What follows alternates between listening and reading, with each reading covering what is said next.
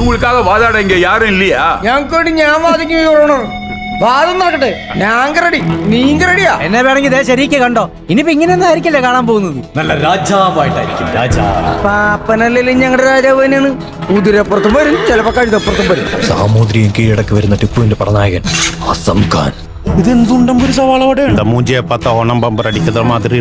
നിന്നോട് ഞാൻ പണ്ടേ പറഞ്ഞിട്ടുണ്ട്, ഹൈ റേഞ്ച് വന്ന എന്റെ പിള്ളേരോട് ഉണ്ടാക്കരുത്. കത്തിച്ചു വിടറാ. ഒരു നീർക്കാക്കാനെ പൊരിക്കാനുള്ളതാ. നീ തീ തുപ്പുണ്ട സമയം ഉടനാഗതമകം സ്നേഹിത. ഇത്തരം പ്രതിസന്ധി ഘട്ടങ്ങളിലാണ് യഥാർത്ഥ നായകന്മാരുണ്ടാകുന്നത്. വലിയ പോരാട്ടമാണ് വരാൻ പോകുന്നത്. ഞങ്ങളൊക്കെ വലിയ കിലാടികൾ പണ്ട് കാലത്ത് ഉണ്ടായിരുന്നിട്ടുണ്ടാവുന്നേ.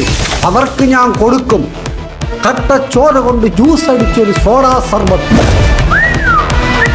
ഈ ലോകത്തോട് മുഴുവൻ വിളിച്ചു പറയൂ, once again, food is on the way. നിന്റെ പുക കണ്ടിട്ട് പാപ്പനി മലക്കത്തൊള്ളൂടാ.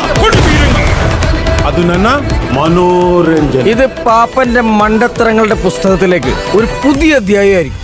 തനിക്ക് ഇതൊക്കെ എങ്ങനെയാ കഴിയണം എന്റെ നായരെ? Very emotional story.